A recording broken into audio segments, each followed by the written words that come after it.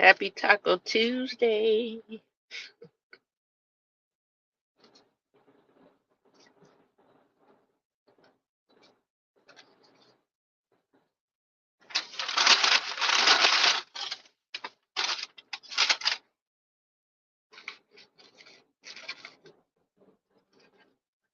Good morning, great people.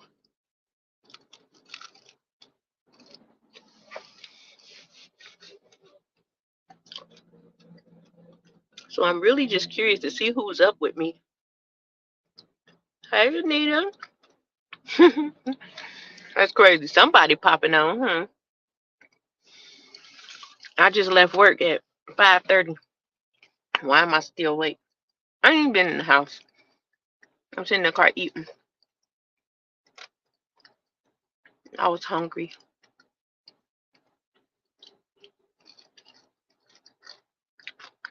One thing, I'm looking for Gary Brown. Bust it down, Brown. If you're around, check in.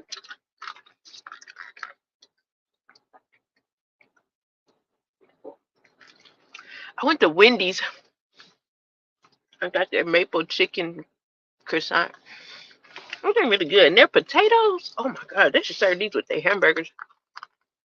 I rarely eat Wendy's. I have to have a taste for it.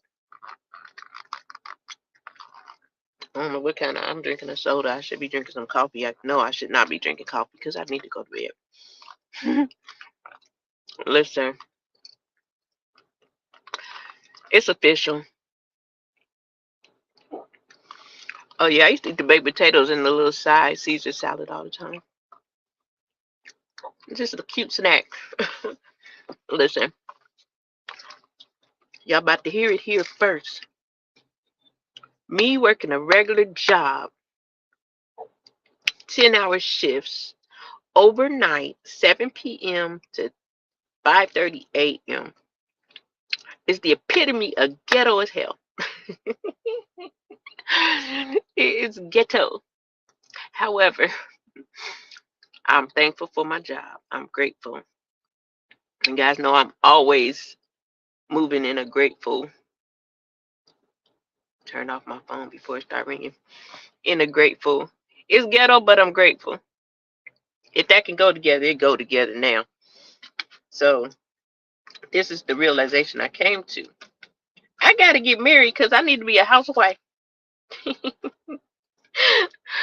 I've been saying that. I'm like, I'm gonna be a housewife. A housewife that still make money, but I don't want to have to work. I just want to be a housewife. I'm tired. And my little cousin put on his social media yesterday talking about some shout out to the independent women that's doing it themselves. Who are you shouting out, sir? Send the help. I was like, why you shouting us out? Send the help. Nobody want to hear no shout out to the independent one, man. Let me tell you something. I don't never call myself independent. What I call myself is I am most capable, which means I am fully able to take care of myself. But I am fully aware that I need to be dependent on someone or something. Y'all can, man, I don't care what any woman talking about right now, talking about, I'm Miss Independent. I don't need a man. Girl, bye. Get out my face. Get off my phone. Get out my life. When a woman say I don't need a man, they stupid anyway because, you know, man, that ain't none of my business. But in no way. I don't like to mop the floor, so I definitely need a man for that. I'd rather take out the trash than dump and mop the floor. That's getting old really quick in life. Yes, it is. So with this job, I get all types of revelations. First one being, I am not a spring chicken. This old body, oh man, you should see my knees right now. Unbelievable.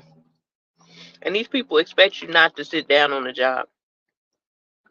They don't want you to listen to no music. 10-hour shift now. No music. Because allegedly the Bluetooth messes with the machines. If you get caught sitting down, you get rolled up, they say. Get caught using your phone, get written up, they say. But I look around and I see about 50 people on their phone. 50 people sitting down.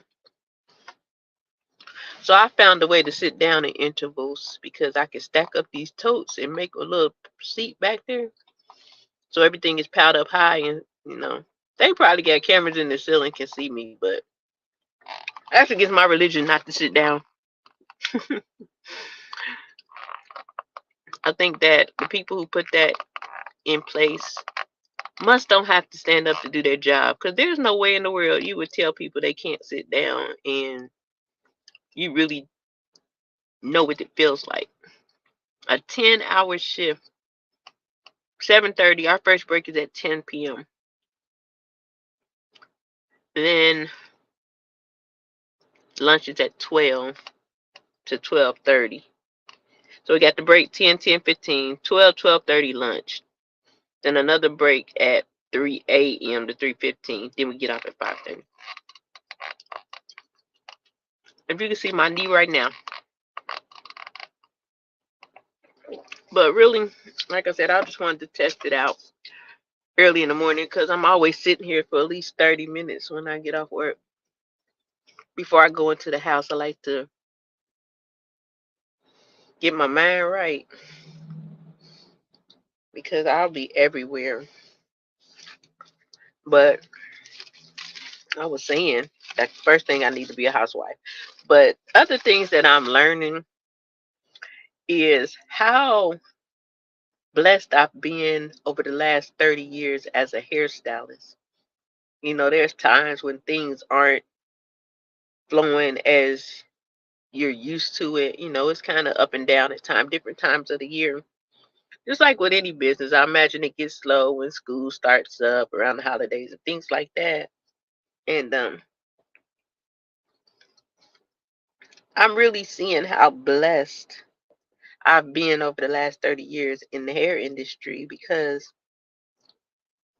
I maintained my life without having to pick up an extra job.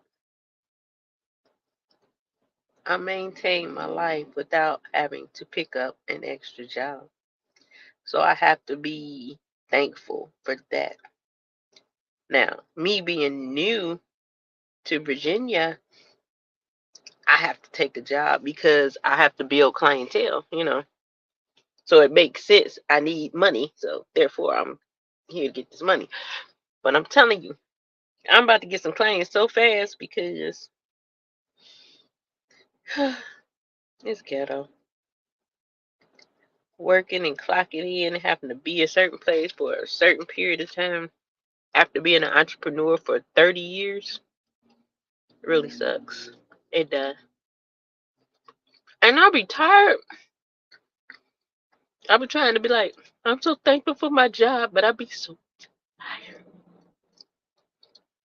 I was so tired today before I went to work. Well, yesterday before I went to work, I had a whole 51-year-old lady meltdown like a toddler.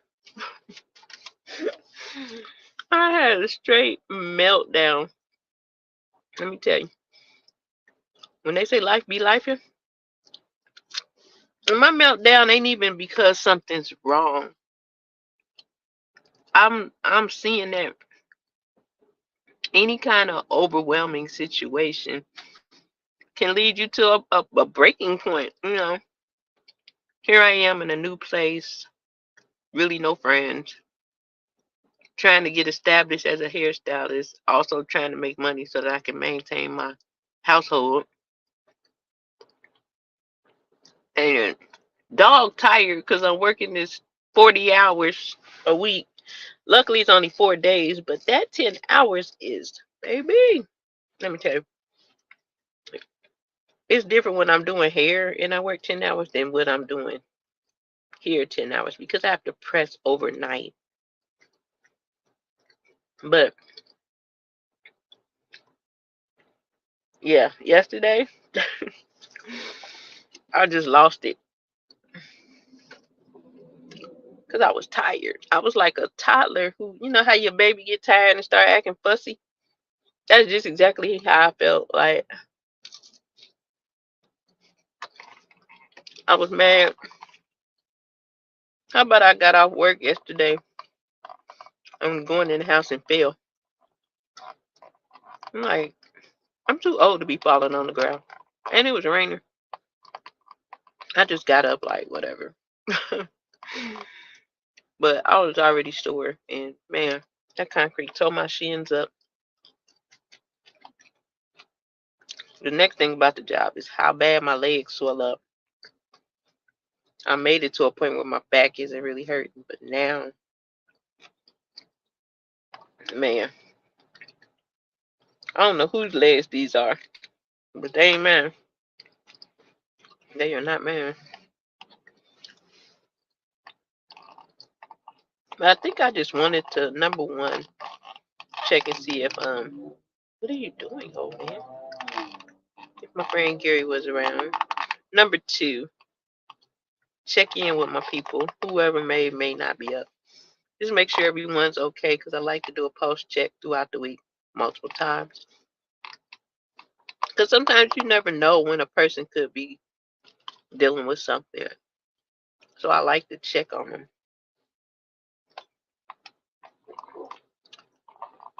And also to say, even though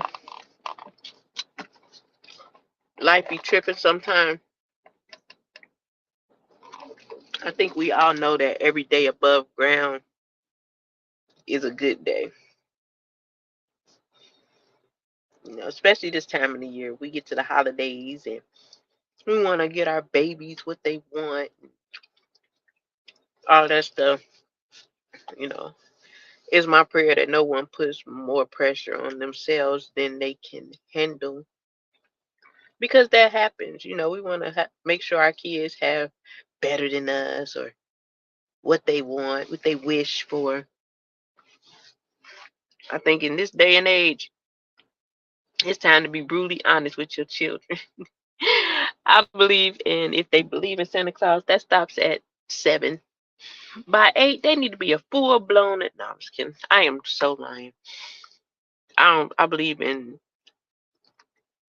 I mean, I know that a lot of people don't like holidays and think, oh, that pagan holiday and all that stuff. I don't really look at holidays in that sense. I look at holidays as a moment to be with your family because most time on holidays most people are off. You know, you might have Thanksgiving dinner, Christmas dinner, whatever the case may be. There are children whose parents work a lot and maybe their time spent is limited.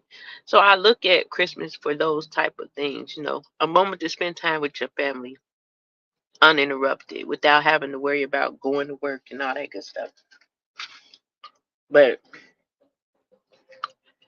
I believe that with the way children are these days, as fast as they're growing up, as fast as they're getting introduced to all this wickedness in the world, this craziness, I believe that kids should be able to believe and have that glimmer of hope of a Santa Claus as long as they believe. It's like once you take that away from them, it's all downhill. It is all downhill for the babies. They be like, so it's the Easter Bunny real? I just really don't think I don't believe in well probably because I didn't have that happen to me. So I did with my kids what my mama did. She let us believe until we didn't no more. And I think my kids stopped believing earlier than I did as a child.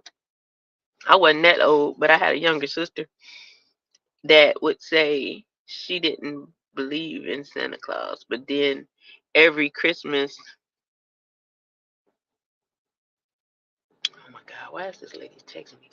Every Christmas, I could trick her into thinking Santa Claus was coming, so she would cover up her head under the cover all night long. I just have so many fun memories.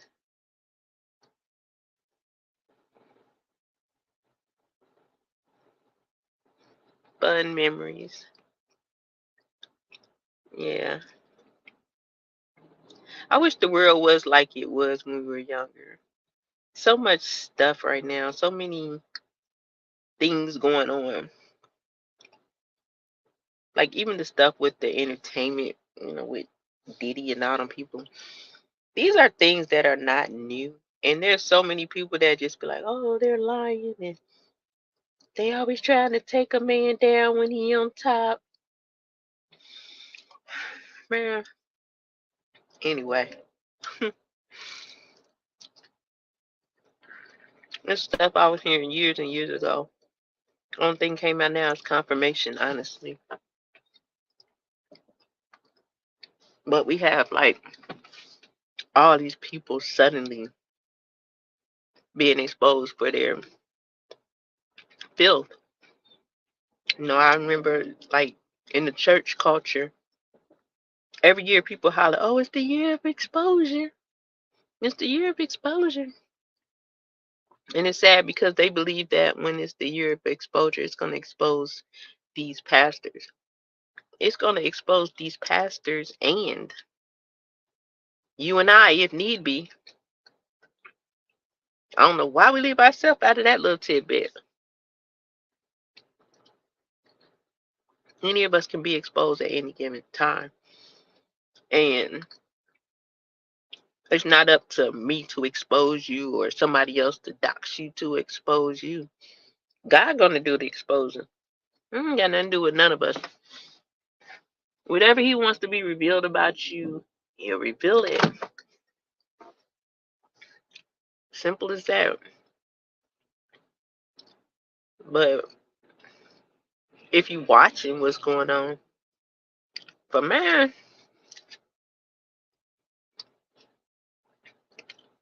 hey, I don't know. No comment. But with all this stuff going on in the world, our kids need to have as much of their youth as they possibly can. As much as their youth as they possibly can.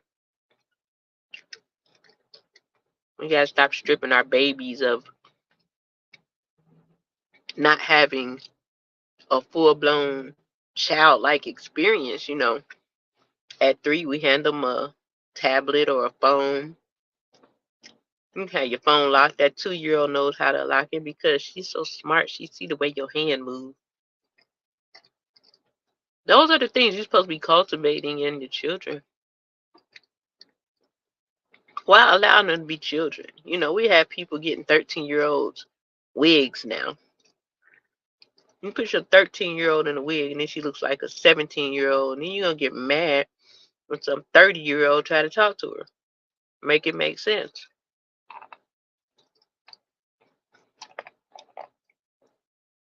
I feel like right now, if you have children, you were blessed to be that child's mother.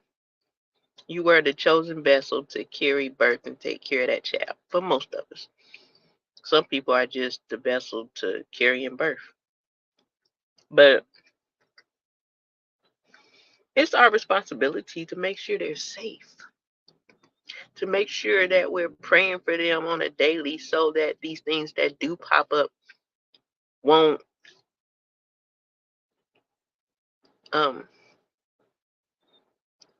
have them going away from what they should know. Letting them know what they should know. They'll be easily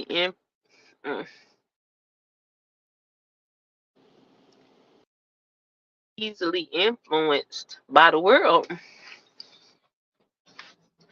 If I could do it over again, there's so much stuff I wouldn't allow my children to have access to. Like I said, if you got the 2-year-old with the phone, then it just gets worse from there. I seen somebody say, my 10-year-old want an iPhone 15. What do you think? Why would you post that on social media? I think I ain't got an iPhone, so a kid ain't gonna have one. Hi, Jay. How are you? I just came on live to see who was woke with me after I got off work. I um I work at Amazon, and yeah, I was talking about the wear and tear on my body, man. I ain't built for this. It's ghetto. As for me and Anita, I've come to the conclusion that this 10-hour shift, 4 days a week is ghetto. And I've decided I want to become a housewife for a life, for a living. That's gonna be my career. Become a housewife, which means I'm gonna need a husband. It's simple as that. There's absolutely no other. Okay. Yeah, my son used to deliver for them. And then he started working at the plant. I was talking to him yesterday because I was asking him about our unpaid time off and our paid time off. Because I was telling you earlier, I had that meltdown. I didn't go to work. I went in like an hour and a half late. And it really just did my body good, my mind, everything. I do a lot. Yoga. I ain't doing no yoga. I've stretched though. Man.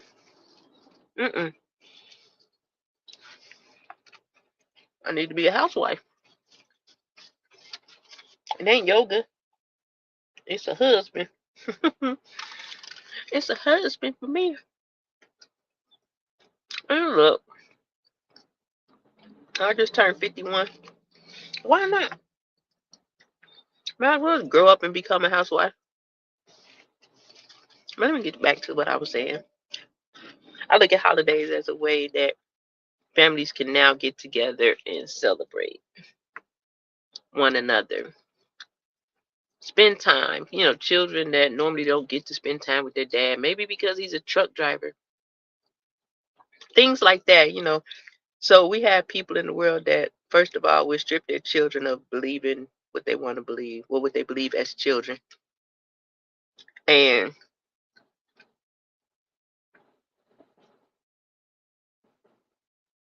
I just feel like it causes children to grow up too fast. And it also causes a problem because it be that little kid that once they find out, they go to school and tell all the other kids. Oh no. I think about children often.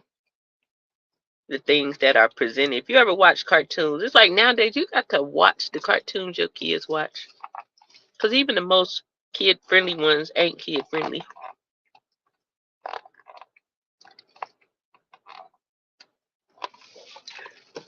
I know that's right, Jay Thomas. I spend a lot of time becoming a wife. What these girls don't know, you can't be found if you don't become a wife first. That's my story and I'm sticking to it. He who finds a wife finds a good thing and obtains favor with the Lord. He ain't find him a good chick and make her his wife. He ain't find him a good woman. He found the wife. That's the secret. Become a wife. We got women out here literally think that means you need to hide so he can find you. I'ma hide myself in the Lord. My husband gonna find me there.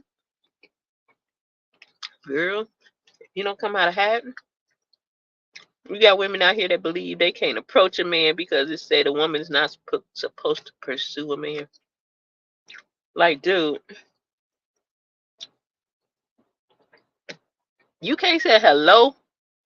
Like, I've had this conversation with so many women. I ain't pursuing no man. I'm like, you want to walk up to a guy and say, hey, how you doing? A woman ain't supposed to pursue. I'm like, what if he see you, but that was the one for you? And all because you wouldn't go over and say hello, you missed it. I think it's little stuff like that for people that want to actually get married. I was in this group which it was two young ministers that did it. They have this group called Single Saved and something. But they had this program you could go through. It's called the One University. And it's about, most people that joined this thing thought it was about finding the one. But what it was is it was like a big mirror in front of you so that you become the one. So there were so many people like, oh, how many of y'all think y'all can find your husband in here? Da, da, da, da. Because they've actually had people get married out of these groups. But it was always cool because they do a 5-day challenge first before you go into that group. During the challenge, it was almost like, man, it just made me so sad that women so thirsty. They are so thirsty. Oh my God. And I'm a woman and I'll have to say it because it'll be a guy in there like, yeah, my name is, let's say, Patrick Davey. I'm a young pastor in South Carolina. Man, I done seen somebody be like, yeah, with your fine ass. But it'll be like 1,500 women on there like, God go see you what you need, Pastor. Oh, you look good. I'm like, oh, thirsty. What if he lying? I love God. Ain't no secret. I don't care who know. I'm gonna tell everybody. And I know that that is a way a man would try to manipulate you. Certain men. Like I used to always post. I don't post a lot on Facebook anymore, really, but I would always post like encouraging things, maybe some scripture, maybe some notes from a sermon I heard or something like that. And what I began to notice is a uptick of men that would inbox me. They would always lead with, oh yeah, I'm a youth minister or whatever the case. And I would have to tell them like, dude, I'm not trying to meet or be with no preacher. Get out my inbox. But it's sad how they try to manipulate a woman. But the more sad part is those women that are seeking those titles that want to be a first lady. They don't realize these Negroes be lying because they see the thirst. Here it is, a Christian group. Y'all hounding on this young man. He was very handsome. But come on, man. Have some self-respect.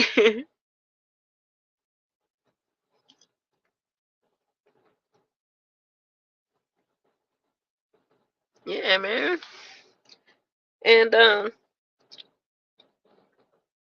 but the program, what it does is it makes you look at yourself. It takes you back through number one, getting back with putting God first. And then it goes into servitude. Like if you don't know how to be friends with people, then how are you gonna basically you have to know how to be a friend to even become somebody's spouse. How are you with your friends? How are you with other people? And then it went into things like where it starts to dig into, like say you had a bad relationship. Why is this? Why am I this way? Where you had to take that hard look at yourself and figure those things out. It was really life changing. And it was they did the challenge is called pray for your future spouse. I never prayed for a future spouse. I would pray, create in me the wife that my husband needs. And that's always my prayer. Let me be the wife that my husband needs. Because I trust God, He's going to be the husband I need. But let me be the wife. I think I did that like 4 years in a row. The fifth time I prayed for my future husband, and I ain't even believe it, but I did. So, yeah, he'll be here. But Meek had to do some self maintenance, you know.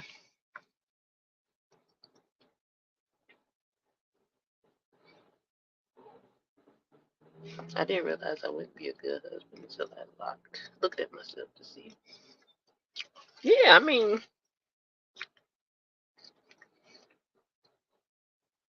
You have men now that say, when I first moved here, this man told me I might as well be single. Ain't no man looking for no wife. He know 5 women right now that he could marry, good women. So why won't you? Why would I marry one when I can have 5? I'm like, you just gonna be a hoe for the rest of your life, sir?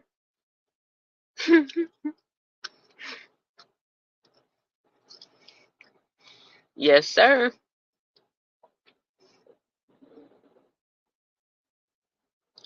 Yes, sir. And my whole point was when we was in that course, even the preachers was saying it's okay to approach, to show interest, to basically let a man know you're available. And that doesn't mean be a hot tail in their DMs and all that stuff.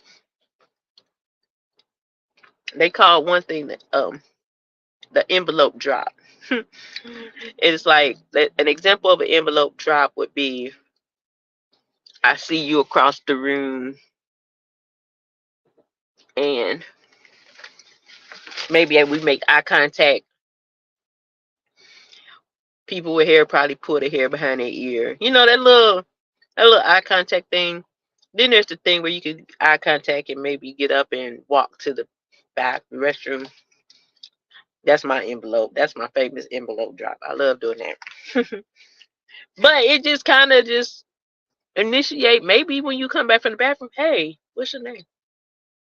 But I'm even better at just sitting next to you, like, what's up? How you doing? Or what you looking at? I'd be like, what? I'm just playing. Boom, now we talking.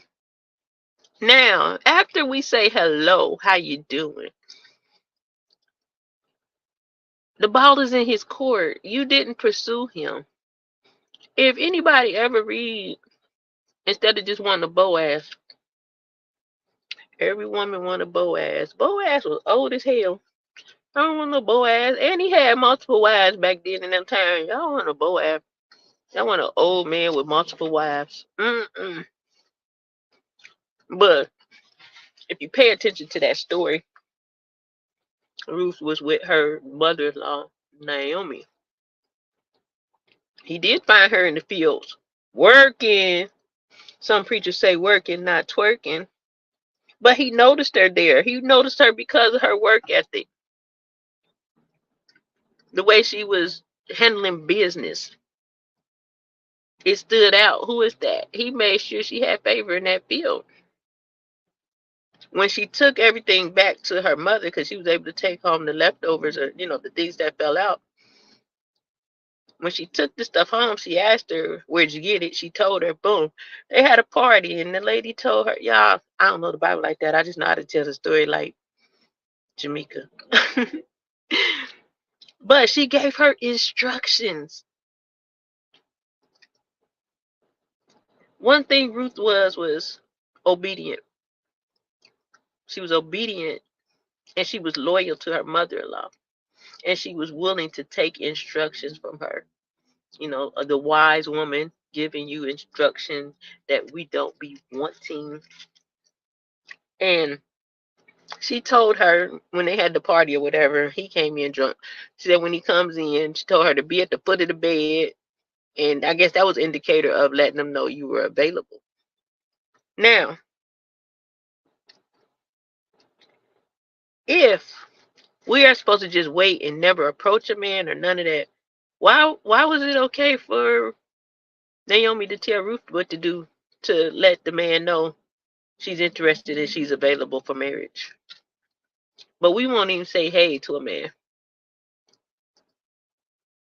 It's crazy. I think church really messed us up with that one. Yeah, I love church. But some of them people be telling us stuff and you be like, nah. That's what the old people used to say. Just wait on your husband. So no woman got no business saying nothing to no man. I will pull up. Now, I'm not one of them females that's going to propose to you. I'm not doing none of that. I'm interested. Ball is in your court. And we see where it goes from there. But like I said, I argue with so many females. I think I did a TikTok story when I was talking about that story about Ruth, because I was asking, would you drop into a man's DM? And a lot of the females like, nah, nah, nah. I was like, shit, Ruth dropped in the Boaz DM in a sense. They ain't had computer that she dropped right into the bottom of his bed. Boom. Here I is. You know, I don't know. But it's interesting to see my fellow sisters, just the mindsets. If I was a female in, okay, say it was me and two other females in a room with like 5 guys, I'm probably going to be the female that's leaning towards agreeing or thinking similar to the way the guys think. It never fails. Because I sit there, I think I got like that because I sit there and watch women lie in a room full of men. Mm-mm. Not going to pay me a liar because she a liar. You trying to seem like she. Never mind. I don't even want to go into that story, but it was funny. But, no, I think it's just so much stuff in the world that we have just misconstrued. So we got tell your kids out the womb, ain't no Santa Claus, no more playing around. I mean, like I said, I get everybody's opinion and thoughts on it. I'm not telling anyone how to do their thing. I just think it's so much craziness in the world. I'd rather buy my kids the world and be like, yay, Santa. That's me. Until they don't want to believe no more. Let them keep some kind of childlike thing versus being so adamant about them. I think the more they learn early, the quicker they grow up. The quicker they grow up, the more experience they have sooner than it should have been later. That was the first thing. The second thing was women not approaching men, even if it's just to say hello, because they're not supposed to pursue. I'm here to tell y'all, ladies, don't let that man get out the room if you feel a strong attraction and just want to meet him, know who he is. Go introduce yourself. That's it. Introduce yourself. He might ask for your number and then the rest is history. I'm at a point now where there's so much stuff that has been said when we grow up, just those cliche type things. Every time I run into one, I'll be like, man, that's stupid. I think the other day I was talking about when people say you ball till you fall, uh, get rich or die trying. I, what did it say? I sleep when I die. I'm like, dude, don't you know sleep is dying is final? Sleep is just like temporary. So you mean to tell me you gonna stay awake doing whatever your hustle is until you just kill over? That's what's gonna happen. If you don't get no sleep. If you don't get no sleep, you're gonna be on the floor somewhere fighting for your life because you done overexerted yourself trying to be hip and cool. Talking about some ball when I till I fall. There's another one. I just can't think what it is right now. Just some stuff. Just I wish I remember what I said. Like, who taught you to teach me this? And then the third thing, like I said, I think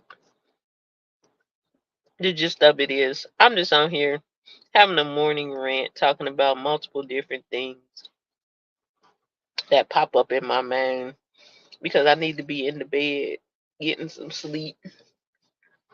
But I decided to sit in the parking lot and eat.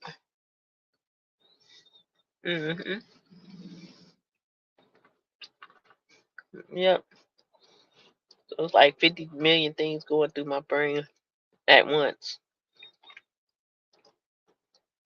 But I did take an hour and a half to get off earlier today from yesterday for work. That allowed me a little bit of time to recharge.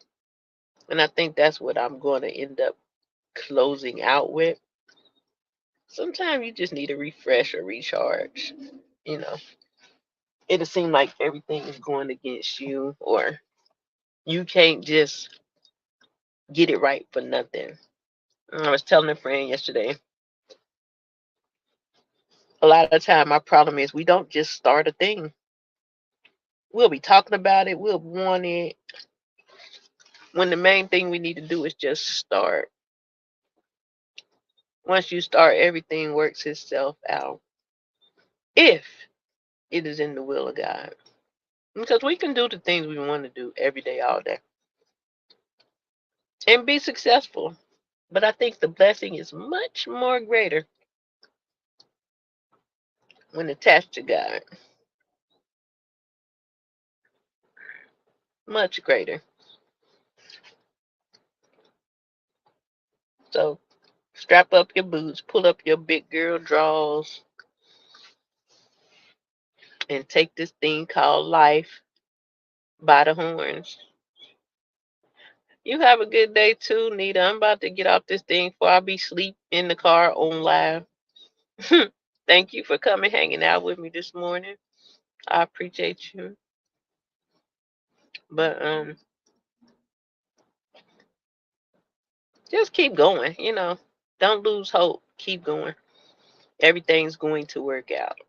That's what I told myself. And I believe that, and I trust God for it. And if you don't believe it, let me know. I'll trust him for you too. You know what I mean? We say it takes a mustard seed of faith. Y'all know I got jumbo jet size faith. So I share. And with that being said, I am, like I said, going to go to bed because, yeah, I pray that everybody has a blessed day. I hope that everything that you set out to do, you accomplish. I hope that you don't have idle time for things to come in that will distract you and keep you from going in the direction you need to go. I speak blessings upon blessings on each person that is here right now, each person that will be on the replay. I thank you so much for allowing me to just share, for listening to my meek talk. As always, you're more than welcome to hit the Cash App because I like to eat, but that's not the most important thing for me. The most important thing is that you hit the like button, share, and subscribe. Because soon I'm going to get back regular with my lives. Just once I get my life all the way mapped out and structured, everything's going to be good. But I do appreciate everyone that comes by. Thank you, Jay. Thank you, Nita. And yeah, tell a friend, bring a friend. I like that. Y'all have a great rest of your morning, and I am out of here because I am going to bed. Because yeah, yesterday I fell down. I bet I don't fall today. Listen to me, I just be out here telling all my business. Bye, I gotta go.